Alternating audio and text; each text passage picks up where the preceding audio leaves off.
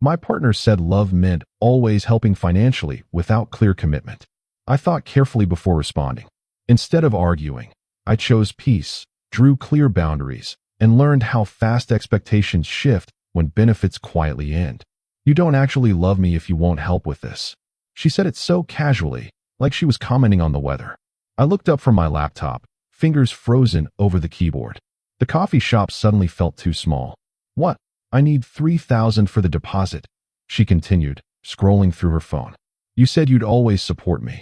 Hey viewers, before we move on to the video, please make sure to subscribe to the channel and hit the like button if you want to see more stories like this.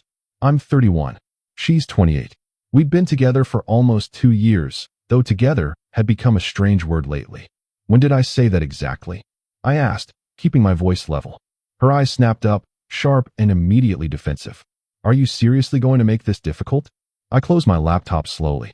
I'm asking when I promised to cover a $3,000 apartment deposit. You know what? She stood up, grabbing her purse. Forget it. I'll figure it out myself like I always do. The dramatic exit. I'd seen it before, but this time, something felt different. This time, I didn't follow. I sat there for another 20 minutes, coffee going cold, thinking about how we'd gotten here. The relationship had started normally enough. We met at a mutual friend's birthday party, hit it off over shared music tastes and a mutual hatred of small talk. The first 6 months were good, really good. She was funny, spontaneous, and made me feel like I was actually living instead of just existing. But somewhere around month 7, things shifted. My car needs new tires, she'd mentioned one evening. Like, desperately. That sucks, I'd said. How much are they quoting you? $800. She'd looked at me with those big eyes. I don't get paid until next week. I'd help that time. It seemed reasonable. Relationships were about supporting each other, right? 2 weeks later, her laptop died. I need it for work, she'd explained. I literally can't do my job without it. I'd covered half, $1,200. She'd promised to pay me back. That was 11 months ago. Then came the credit card bill she couldn't cover. The insurance payment that snuck up on her. The bridesmaid dress for her friend's wedding. Each time, the request came wrapped in implications about what real love looked like. If you cared about me, this wouldn't even be a question. I thought we were building a future together. My ex would have done this without me even asking. That last one especially bothered me. Now, sitting alone in the coffee shop, I did the math. Over the past year, I'd given her roughly $11,000. Not loaned, given. Because every attempt to discuss repayment turned into an emotional minefield about trust and commitment. My phone buzzed. A text from her. Thanks for showing me what you really think of this relationship. Then another. Don't bother calling. I need space from someone who sees me as a transaction. I stared at the messages. The manipulation was so clear when you stopped moving long enough to see it. I didn't respond. Instead, I went home and did something I'd been avoiding. I looked at our relationship with actual honesty.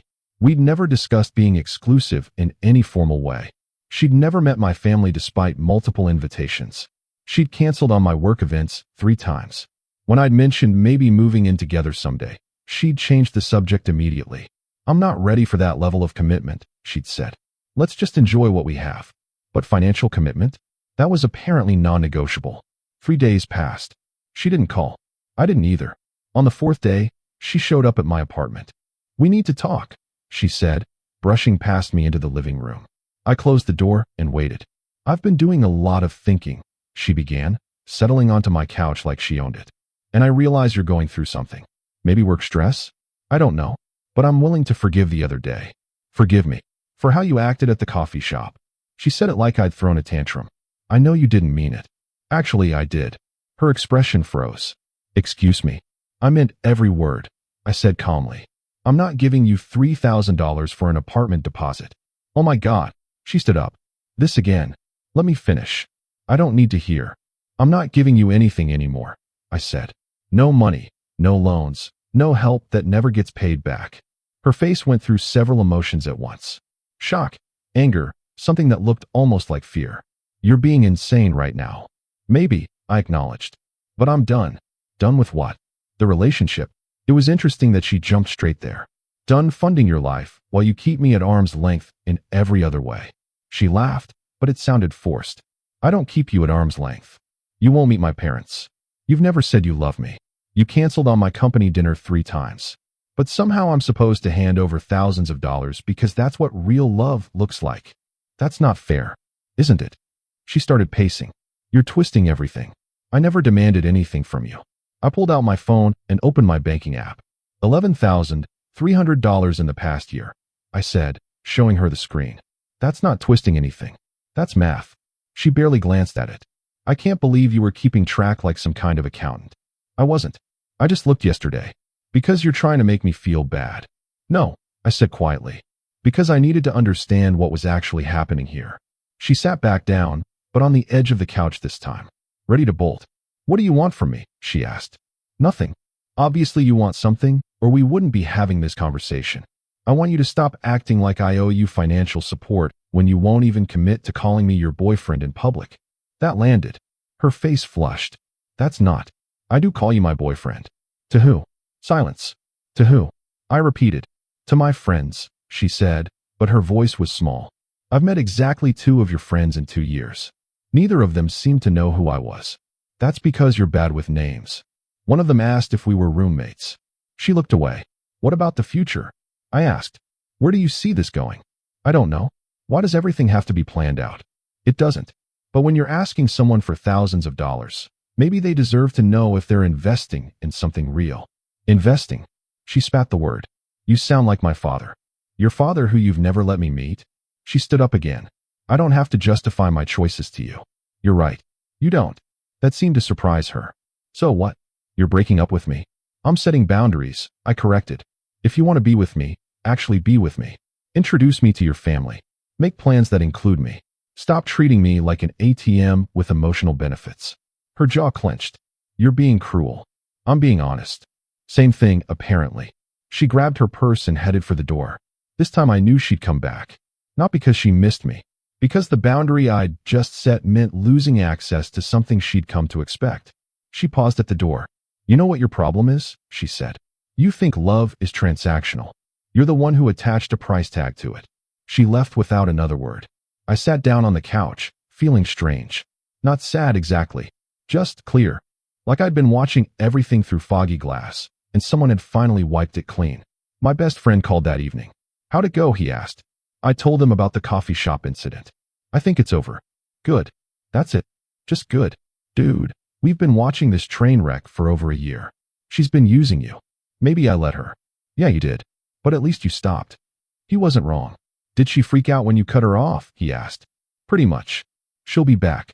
They always come back when the money stops. I didn't want to believe him. But 3 days later, she texted. Can we talk? Really talk this time.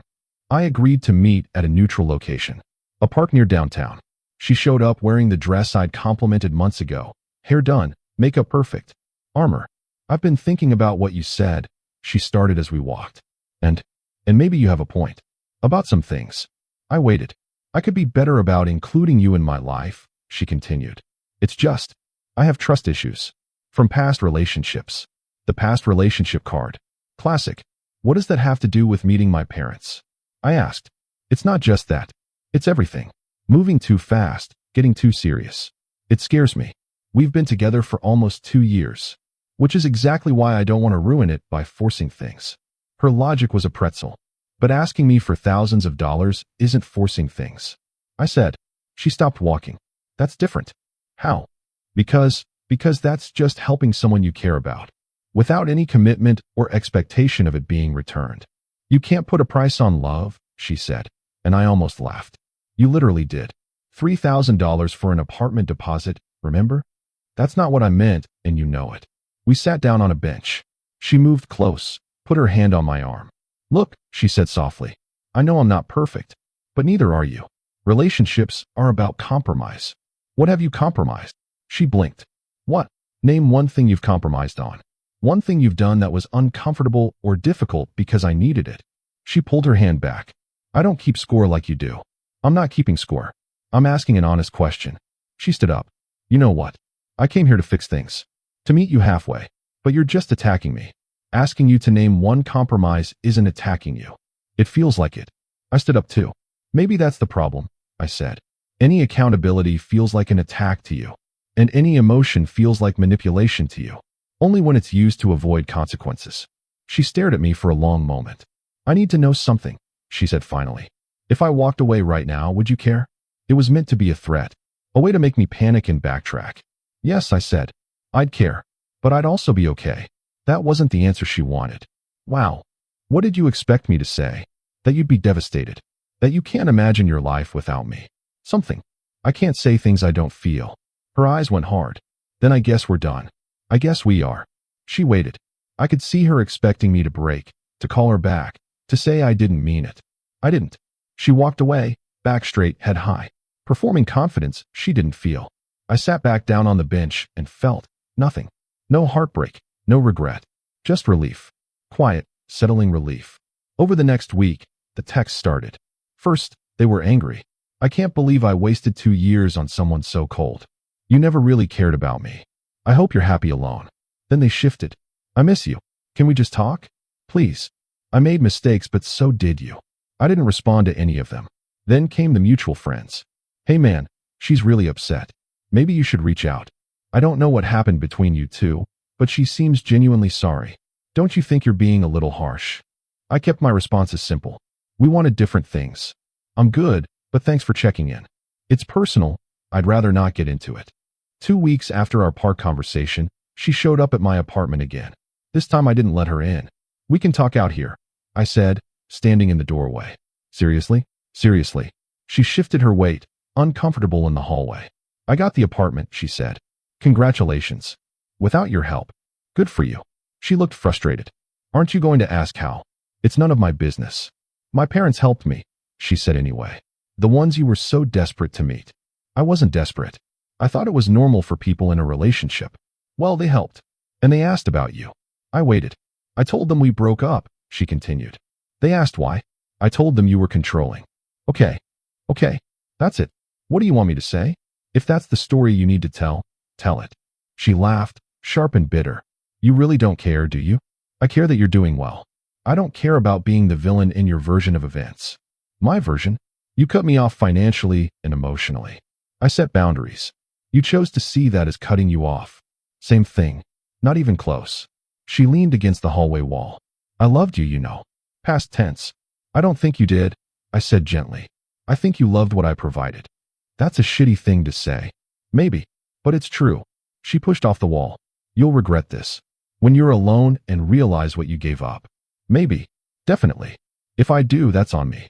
She stared at me like she was seeing a stranger. When did you become so cold? I'm not cold. I'm just done being warm for someone who only comes close when they need something. That hit. I could see it in her face. I hope you find what you're looking for, she said finally. You too. She left. Really left this time. No dramatic exit.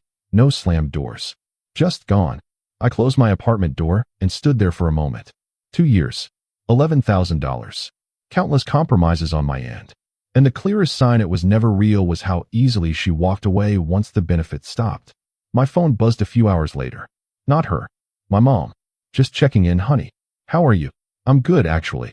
You sound different. Different how? Lighter, she said. Like you're breathing easier. I smiled. Yeah, I think I am. Good. You deserve that. We talked for an hour about nothing important. Family gossip, her garden, my work. Normal things. Things I'd neglected while trying to manage the constant emotional weather patterns of my relationship. After we hung up, I made dinner. Just for myself. Nothing fancy, just pasta and vegetables. But I took my time, played music I liked, didn't rush. Didn't check my phone every 5 minutes waiting for the next crisis. It felt foreign. This peace. 3 months later, I ran into her at a grocery store. She was with someone. Tall guy, expensive watch, hand possessively on her lower back. She saw me and her eyes widened. I nodded politely and turned down a different aisle. She followed. Hey, she said, leaving the guy behind. Hey, how have you been? Good. You? Great, actually. She gestured toward where the guy was waiting. That's Trevor. We've been seeing each other for about a month. That's nice. He's a lawyer. Very successful. Good for you. She seemed disappointed by my lack of reaction. You look different, she said. Do I? Happier maybe. I am. Because we broke up? Because I'm not pretending anymore. She flinched slightly. I never asked you to pretend. You didn't have to. Trevor appeared at the end of the aisle, looking impatient. I should go, she said. Yeah. She started to walk away, then turned back. For what it's worth, she said quietly, I did care about you. I know you did. Just not enough to actually be with me. Maybe you're right. It wasn't an apology, but it was the closest thing to honesty she'd ever given me. I watched her walk back to Trevor, watched him wrap his arm around her, watched them leave together. And I felt nothing. No jealousy, no regret, no lingering what-ifs.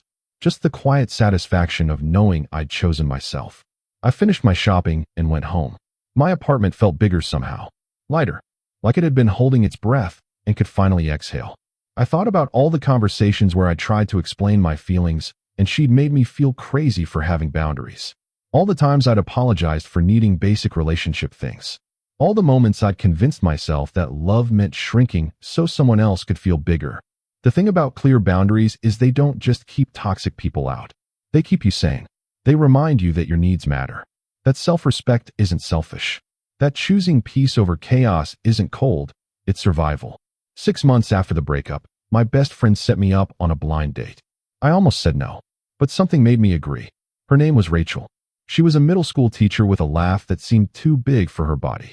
We met for coffee, talked for 3 hours, and I didn't check my phone once. When the bill came, she reached for it. Let's split it, she said simply. No performance, no test, no implications. Just fairness. It was such a small thing, but it felt revolutionary. How long have you been single? She asked as we walked to our cars. About 6 months. Bad breakup. Necessary one. She smiled. Those are usually the same thing. Yeah.